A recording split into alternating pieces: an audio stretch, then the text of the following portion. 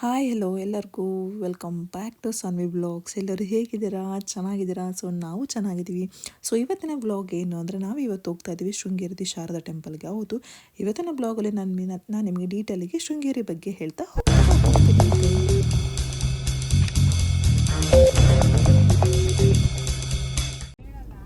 Almost ನಾವು 15 days ಆಯಿತು ಕೆನಡಾಯಿಂದ ಇಂಡಿಯಾಗೆ ಬಂದು. ಸೊ ನಮ್ಗೆ ಸ್ವಲ್ಪ ಟೈಮ್ ಆಯಿತು ಇಲ್ಲಿ ಸ್ವಲ್ಪ ಸೆಟಲ್ ಆಗಲಿಕ್ಕೆ. ಸೊ ಅದಾದಮೇಲೆ ಸಾನ್ವಿ ಅಂತೂ ಅಮ್ಮಮ್ಮ ತಾತ ಅಜ್ಜಿ ಆಗಿರ್ಬೋದು ಫುಲ್ ಎಂಜಾಯ್ ಮಾಡ್ತಾಯಿದ್ದು. ನಾವು ಇಡೀ ಫ್ಯಾಮಿಲಿ ಇವತ್ತು ನಾವು ಸಾನ್ವಿದು ಶೃಂಗೇರಿ ಅಂದರೆ ಅಕ್ಷರಾಭ್ಯಾಸ, ಸಾನ್ವಿನ ಅಕ್ಷರಾಭ್ಯಾಸ ಮೊದಲ ಬಾರಿಗೆ ಮಾಡಿಸೋಣ ಅಂತ ಹೋಗ್ತಾ ಇದ್ದೀವಿ. ಏನಕ್ಕೆ ಶೃಂಗೇರಿ ಶಾರದಾ ಪೀಠದಲ್ಲ ಅಕ್ಷರಾಭ್ಯಾಸ ಒಂದು ಪ್ರಮುಖವಾದ ಆಚರಣೆ ಆಗಿರುತ್ತೆ ಅಂತ ಹೇಳ್ಬೋದು. ಏನಕ್ಕೆ ಇಲ್ಲಿ ಮಕ್ಕಳು ಮೊದಲ ಬಾರಿಗೆ ಶಾಲೆಗೆ ಸೇರುವ ಮೊದಲು ಇಲ್ಲಿ ಬಂದು ಅಕ್ಷರಾಭ್ಯಾಸನ ಮಾಡಿಸ್ತಾರೆ. ಇಲ್ಲಿನ ಟೈಮಿಂಗ್ಸ್ ಇಲ್ಲಿ ಬಂದು ಅಕ್ಷರಾಭ್ಯಾಸ ಟೈಮಿಂಗ್ಸು ಮಾರ್ನಿಂಗ್ 7:30 ಆಫ್ಟರ್ನೂನ್ 2 PM ತನಕ ಇರುತ್ತೆ. ಸೊ ಆದಷ್ಟು ನೀವು ಮಾರ್ನಿಂಗ್ ಬೇಗ ಬಂದರೆ ತುಂಬ ಚೆನ್ನಾಗಾಗುತ್ತೆ, ಒಳ್ಳೆಯದಾಗುತ್ತೆ. ಅಂದರೆ ಬೇಗ ನಿಮಗೆ ಅಕ್ಷರಾಭ್ಯಾಸ ಆಗುತ್ತೆ ಅಂತ ಹೇಳ್ಬೋದು. ಸೊ ಇಲ್ಲಿ ನೀವು ಪ್ರತಿಯೊಂದು ಏನನ್ನು ತೊಗೊಂಡು ಬರಬೇಕು ಅಂತ ಏನಿಲ್ಲ. ಸೊ ಇಲ್ಲಿ ಟಿಕೆಟ್ ಕೊಡ್ತಾರೆ. ಅಂದರೆ 500 ರೂಪೀಸ್ ಕೊಟ್ಟರೆ ಒಂದು ಟಿಕೆಟ್ ಸಿಗುತ್ತೆ. ಸೊ ಟಿಕೆಟಲ್ಲಿ ನಿಮಗೆಲ್ಲನೂ ಅವರನ್ನೇ ಪ್ರೊವೈಡ್ ಮಾಡ್ತಾರೆ. ಸೊ ಅದಾದಮೇಲೆ ಅಲ್ಲಿ ಎಲ್ಲನೂ ಒಟ್ಟಿಗೆ ಕೂರಿಸಿ ಶ್ಲೋಕಗಳನ್ನ ಹೇಳ್ಕೊಂಡು ಮಕ್ಕಳಿಗೆ ಅಕ್ಷರಾಭ್ಯಾಸನ ಮಾಡ್ತಾರೆ. ಇದೊಂದು ಸಾಮೂಹಿಕ ಅಕ್ಷರಾಭ್ಯಾಸ ಅಂತ ಹೇಳ್ಬೋದು. ಸೊ ಈ ವಿಡಿಯೋನ ನೀವು ನೋಡ್ತಾ ಬನ್ನಿ, ಹೇಗೆ ಇಲ್ಲೆಲ್ಲ ಅಕ್ಷರಾಭ್ಯಾಸನ ಮಾಡಿಸ್ತಾರೆ ಮತ್ತು ಹೇಗೆಲ್ಲ ಶ್ಲೋಕಗಳನ್ನ ಹೇಳ್ಕೊಡ್ತಾರೆ ಮಕ್ಕಳಿಗೆ ಅಂತ. ಸೊ ಮತ್ತೊಮ್ಮೆ ನಾನು ನಿಮಗೆ ಸಿಗ್ತೀನಂತೆ. ಪರಮೇಶ್ವರಿ ಸಹಿತ ನಿಮ್ಮ ಕುಲದೇವರಲ್ಲಿ ಪ್ರಾರ್ಥನೆ ಮಾಡುವ ಮುಖಾಂತರವಾಗಿ ಅಕ್ಷರಾಭ್ಯಾಸವನ್ನು ಮಾಡಿಸುವುದು. ಹೇಳಿ: ವಕ್ರತುಂಡ ಮಹಾಕಾಯ ಕೋಟಿ ಸೂರ್ಯ ಸಮಪ್ರಭ ನಿರ್ವಿಘ್ನಂ ಕುರು ಮೇ ದೇವ ಸರ್ವಕಾರ್ಯೇಷು ಸರ್ವದಾ ಅಖಂಡ ಮಂಡಲಾಕಾರಂ ವ್ಯಾಪ್ತಯೇನ ಚರಾಚರಂ ಗುರವೇ ನಮಃ. ಸದಾಶಿವ ಸಮಾರಂಭಾಂ ಶಂಕರಾಚಾರ್ಯ ಮಧ್ಯಮಾಂ ಅಸ್ಮದಾಚಾರ್ಯ ಪರ್ಯಂತಾಂ ವಂದೇ ಗುರು ಪರಂಪರಾ. ನಮಸ್ತೆ ಶಾರದಾ ದೇವಿ ಶೃಂಗೇರಿ ಪುರವಾಸಿನಿ ತ್ವಾಮಹಂ ಪ್ರಾರ್ಥಯೇ ದೇವಿ ವಿದ್ಯಾ ಬುದ್ಧಿಂಚ ದೇಹಿ ಮೇ. ನಿಮ್ಮ ಅವರಿಗೆ ಒಳ್ಳೆಯ ವಿದ್ಯೆ, ಬುದ್ಧಿ, ಗುಣ, ನಡತೆಗಳು ಬರಲಿ ಅಂತ ಶ್ರೀ ಮಹಾಗಣಪತಿ, ಶ್ರೀ ಗುರು, ಶ್ರೀ ಶಾರದಾ ಪರಮೇಶ್ವರಿ ಸಹಿತ ನಿಮ್ಮ ಕುಲದೇವರಲ್ಲಿ ಕೈಮುಗಿದು ಪ್ರಾರ್ಥನೆಯನ್ನ ಮಾಡುವುದು. ಅಕ್ಷರ ಬರೆಸಬೇಕಾದ ಮಗುವನ್ನ ನಿಮ್ಮ ಮಡಿಲ ಮೇಲೆ ಕುಳ್ಳಿರಿಸಿಕೊಳ್ಳಿ. ದುರಿತ ಕ್ಷಯದ್ವಾರ ಶ್ರೀ ಪರಮೇಶ್ವರ ಪ್ರೀತ್ಯರ್ಥಂ ಶ್ರೀ ಶಾರದಾ ಪರಮೇಶ್ವರಿ ಸನ್ನಿಧೌ ಮಮ. ಮಗು ಗಂಡಾಗಿದ್ದಲ್ಲಿ ಕುಮಾರಸ್ಯ ಎಂಬುದಾಗಿಯೂ, ಹೆಣ್ಣಾಗಿದ್ದಲ್ಲಿ ಕುಮಾರ್ಯಾಹ ಎಂಬುದಾಗಿಯೂ ಹೇಳಿಕೊಂಡು ಮಗುವಿನ ನಕ್ಷತ್ರ, ರಾಶಿ, ಹೆಸರನ್ನ ಹೇಳಿಕೊಳ್ಳಿ. ನಕ್ಷತ್ರ, ರಾಶಿ ಗೊತ್ತಿಲ್ಲದೆ ಮಗುವಿನ ಹೆಸರನ್ನ ಹೇಳಿಕೊಳ್ಳಿ. ಹೇಳಿ ಮಗುವಿನ ಕೈಯಲ್ಲಿ ಮುಟ್ಟಿಸಿ ನಮಸ್ಕಾರವನ್ನ ಮಾಡಿಕೊಳ್ಳಿ.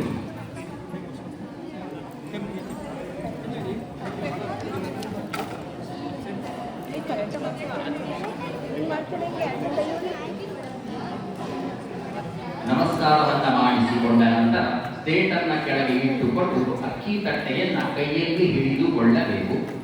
ಅಕ್ಕಿಯ ತಟ್ಟೆ ಮೇಲೆ ಇರತಕ್ಕಂಥ ಅರಿಶಿಣ ಕೊಂಬನ್ನ ಮಗುವಿನ ಕೈಯಲ್ಲಿ ಕೊಟ್ಟು ಅದನ್ನು ಹಿಡಿಸಿ ಬರಬೇಕು. ಗಮನಿಸಿ, ಮಗುವಿನ ಕೈಯಲ್ಲಿ ಹಿಡಿಸಿ ಬರಲಿಕ್ಕಾಗದೆ ಇದ್ದ ಸಂದರ್ಭದಲ್ಲಿ ಪೋಷಕರಾದ ನೀವೇ ಮಗುವಿನ ಕೈಗೆ ಮುಟ್ಟಿಸಿ ಬರೆಯಲೂಬಹುದು. ಕೊನೆಯಲ್ಲಿ 4 ಅಕ್ಷರ ಮಗುವಿನ ಕೈಗೆ ಮುಟ್ಟಿಸಿ ನೀವು ಕೂಡ ಬರೆಯಬಹುದು. ಶ್ರೀ ಗಣೇಶಾಯ ನಮಃ, ಶ್ರೀ ಗಣೇಶಾಯ ನಮಃ. ಶ್ರೀ ಗುರವೇ ನಮಃ. ಶ್ರೀ ಗುರವೇ ನಮಃ. ಶ್ರೀ ಗುರವೇ ನಮಃ. ಶ್ರೀ ಶಾರದಾಯೈ ನಮಃ. ಶ್ರೀ ಶಾರದಾಯೈ ನಮಃ. ಶ್ರೀ ಶಾರದಾಯೈ ನಮಃ. ಶ್ರೀ ಸರಸ್ವತ್ಯೈ ನಮಃ. ಶ್ರೀ ಸರಸ್ವತ್ಯೈ ನಮಃ. ಶ್ರೀ ಸರಸ್ವತ್ಯೈ ನಮಃ. ಶ್ರೀ ಸರಸ್ವತಿಯೇ ನಮಃ ಬರೆಸಿದ ಅಥವಾ ಬರೆದ ನಂತರ ನಿಮ್ಮ ಕುಲದೇವರ ಹೆಸರನ್ನ ಬರೆಸಿ ಅಥವಾ ಬರೆಯಿರಿ.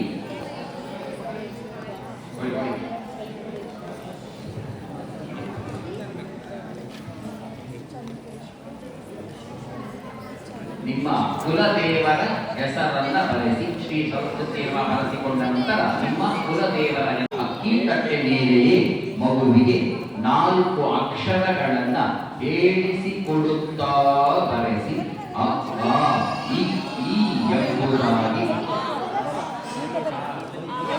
ನಿಮ್ಮ ಕುಲದೇವರ ಹೆಸರನ್ನ ಬರೆಸಿದ ಅಥವಾ ಬರೆದ ನಂತರ ಅಕ್ಕಿ ತಟ್ಟೆ ಮೇಲೆ ಮಗುವಿಗೆ 4 ಅಕ್ಷರಗಳನ್ನ ಹೇಳಿಸಿಕೊಡುತ್ತಾ ಬರೆಸಿ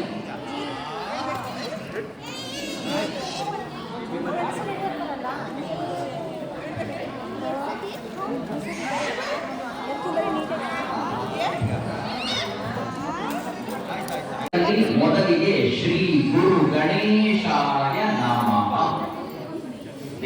ನಂತರ ನಿಮ್ಮ ಕುಲದೇವರ ಹೆಸರನ್ನು ಬರೆಸಿ ಕೊನೆಯಲ್ಲಿ 4 ಅಕ್ಷರಗಳನ್ನ ಮಾತ್ರ ಅ ಆ ಇ ಈ ಎಂಬುದಾಗಿ ಹೇಳಿಸಿಕೊಡುತ್ತಾ ಅಕ್ಷರಾಭ್ಯಾಸ ಎಲ್ಲ ಆಯಿತು. ಅದಾದಮೇಲೆ ಅವ್ರೇನು ಕೊಟ್ಟಿರ್ತಾರೆ ಪ್ಲೇಟು ಮತ್ತು ಸ್ಲೇಟ್ ಎಲ್ಲನೂ ಸ್ಲೇಟ್ ಅದು ಆ್ಯಕ್ಚುಲಿ ನಮಗೇನೆ ಇರುತ್ತೆ. ಸೊ ಅದಾದಮೇಲೆ ಅಲ್ಲಿಗೆ ಹೋಗ್ಬಿಟ್ಟು ಪೀಠದ ಹತ್ರ ಹೋಗ್ಬಿಟ್ಟು ಇಟ್ಬಿಟ್ಟು ಪೂಜೆ ಮಾಡಿಕೊಂಡು ಕೈ ಮುಗಿದು ಆಚೆ ಬರ್ತೀವಿ. ಸೊ ಅದಾದಮೇಲೆ ನಾವು ಹೋಗಿದ್ದು ಊಟಕ್ಕೆ. ಹೌದು, ಊಟ ಚೆನ್ನಾಗಿ ತುಂಬ ತುಂಬಾ ಚೆನ್ನಾಗಿತ್ತು. ಸೊ ನನಗೇನು ಗೊತ್ತು ಶೃಂಗೇರಿ ಬಗ್ಗೆ ಅದು ನಾನು ನಿಮಗೆ ಇವತ್ತು ಹೇಳ್ತಾ ಹೋಗ್ತೇನೆ. ತಪ್ಪಾದರೆ ನನ್ನನ್ನು ಕ್ಷಮಿಸ್ಬಿಡಿ. ನಾನು ಸರಿ ಹೇಳಿದರೆ ಕಮೆಂಟ್ ಮುಖಾಂತರ ಹೌದು ನೀವು ಹೇಳಿದ ಸರಿ ಅಂತಲೂ ಹೇಳ್ಬೋದು. ಸೊ ತಪ್ಪಿದರೆ ಇದು ಈ ರೀತಿ ಅಂತಲೂ ನೀವು ನನಗೆ ಹೇಳ್ಬೋದು ಕಮೆಂಟ್ ಮುಖಾಂತರ. ಸೊ ಊಟ ಎಲ್ಲ ಮುಗಿಸ್ಕೊಂಡಾದ್ಮೇಲೆ ಏನಕ್ಕೆ ಇಲ್ಲಿ ಶೃಂಗೇರಿ ಅಂತ ಹೆಸರು ಬಂತು ಅಂತ ಏನು ಹೇಳ್ತೀನಿ ಅಂದರೆ ನನಗೇನು ಗೊತ್ತು ಅದನ್ನು ಹೇಳ್ತಾ ಹೋಗ್ತೀನಿ. ಇಲ್ಲಿ ಶೃಂಗೇರಿ ಅಂತ ಹೆಸರು ಬರೋಕ್ಕೆ ಕಾರಣ ಇಲ್ಲಿ ಋಷ್ಯಶೃಂಗ ಅಂತ ಒಬ್ಬ ಮುನಿ ಇದ್ರಂತೆ. ಸೊ ಅದರಿಂದ ಇಲ್ಲಿನ ಒಂದು ಗುಡ್ಡಕ್ಕೆ ಋಷ್ಯಶೃಂಗಗಿರಿ ಅಂತ ಒಂದು ಹೆಸರು ಬಂತು. ಸೊ ಅದಾದಮೇಲೆ ಇಲ್ಲಿ ನಾವು ಶೃಂಗೇರಿ ಅಂತ ಆಯಿತು ಅಂತ ಹೇಳ್ತಾರೆ. ಸೊ ಶೃಂಗೇರಿ ಫೇಮಸ್ ಆಗಿರೋದೇ ಇಲ್ಲಿನ ಶಾರದಾ ದೇವಿ ಒಂದು ದೇವಸ್ಥಾನಕ್ಕೆ, ಮತ್ತು ಇಲ್ಲೊಂದು ವಿದ್ಯಾಪೀಠ ಇದೆ. ಹೌದು, ಇದನ್ನು ವಿದ್ಯಾಪೀಠವನ್ನು ಸ್ಥಾಪಿಸಿದರು ಆದಿಶಂಕರಾಚಾರ್ಯರು ಅಂತ ಹೇಳ್ಬೋದು. ಸೊ ಇಲ್ಲೊಂದು ಪ್ರಮುಖವಾದ ಮಂದಿರನ ಇರೋದೇ ಒಂದು ಶಾರದಾ ದೇವಿ ದೇವಸ್ಥಾನ ಆಗಿರ್ಬೋದು. ಮತ್ತು ಹಾಗೆಯೇ ಇದು ತುಂಗಾ ನದಿಯ ದಡದಲ್ಲಿದೆ ಅಂತ ಹೇಳ್ಬೋದು ಶೃಂಗೇರಿ. ಇಲ್ಲಿ ಶೃಂಗೇರಿ ಬಂತು ಅಂದರೆ ನೀವು ಆಲ್ಮೋಸ್ಟ್ ಎಲ್ಲ ದೇವಸ್ಥಾನಗಳು ಸಹ ನೀವು ನೋಡ್ತಾ ಹೋಗ್ಬೋದು. ಇನ್ನೊಂದು ಫೇಮಸ್ ಪ್ಲೇಸ್ ಅಂದರೆ ಇಲ್ಲಿ ನೋಡಿ, ಇಲ್ಲಿ ನದಿ ಇದೆಯಲ್ಲ, ಇದೊಂದು ತುಂಗಾ ನದಿ. ಸೊ ಇದು ತುಂಗಾ ನದಿಯಲ್ಲಿ ಮೀನುಗಳು ತುಂಬ ಇದೆಯಂತೆ. ತುಂಬ ಆ್ಯಕ್ಚುಲಿ ಸಿಕ್ತು, ನಾವು ಫುಡ್ಡೆಲ್ಲ ಹಾಕಿದ್ವಿ. ತುಂಬ ಚೆನ್ನಾಗಿ ಅನ್ನಿಸ್ತು. ಈ ಸಲ ಕ್ಲೀನಾಗಿದೆ, ಒಂದಿಷ್ಟು ಫಿಶಸ್ ಇದೆ ಅಂತ. ಇದನ್ನೆಲ್ಲ ನಾವು ನೋಡ್ಕೊಬಿಟ್ಟು ನೆಕ್ಸ್ಟು ನಾವು ತುಂಬ ಬಿಸಿಲಿತ್ತು. ಎಷ್ಟು ಬಿಸಿಲಿತ್ತು ಅಂದರೆ ತುಂಬ ಬಿಸಿಲಿತ್ತು. ಸೊ ನಾವು ಶೃಂಗೇರಿ ದೇವಸ್ಥಾನ ಎಲ್ಲ ಆದಮೇಲೆ ಸೊ ಅಮರ್ನವರ್ದು ನನಗೆ ರೆಕಾರ್ಡ್ ಮಾಡಲಿಕ್ಕೆ ಹಲೋ ಇರಲಿಲ್ಲ. ಸೊ ಹಾಗಾಗಿ ಅದೆಲ್ಲ ಆದಮೇಲೆ ನಾವು 1000 ಕಂಬಗಳ ಬಸದಿ ಅಂತ ಇದೆಯಲ್ಲ, ಸೊ ಹಾಗೆ ನಾವು ಒಂದೇವೆ ಅದನ್ನೆಲ್ಲ ನೋಡ್ಕೊಬಂದ್ವಿ. ಈ ವ್ಲಾಗ್ನ ನಾನು ಇಲ್ಲೇ ಎಂಡ್ ಮಾಡ್ತಾಯಿದ್ದೀನಿ. ಸೊ ಮುಂದಿನ ಬ್ಲಾಗಲ್ಲಿ ನಾನು ನಿಮಗೆ ಮತ್ತೆ ಸಿಗ್ತೇನೆ ಅಂತ, ಮತ್ತು ನಾನು ಯಾವ ದೇವಸ್ಥಾನಕ್ಕೆ ಹೋಗ್ತೀನಿ, ಸೊ ನಾನು ಎಲ್ಲಿ ಹೋಗ್ತೀನಿ, ಮತ್ತು ನನ್ನ ಫ್ಯಾಮಿಲಿ ಬಗ್ಗೆ ಹೇಳ್ತಾ ಹೋಗ್ತೀನಿ ಅಂತ ಸ್ವಲ್ಪ ನನ್ನ ಬಗ್ಗೆನೇ. ಸೊ ಮತ್ತೆ ಸಿಗ್ತೀನಿ ಎಲ್ಲರಿಗೂ. ಬಾಯ್ ಬಾಯ್.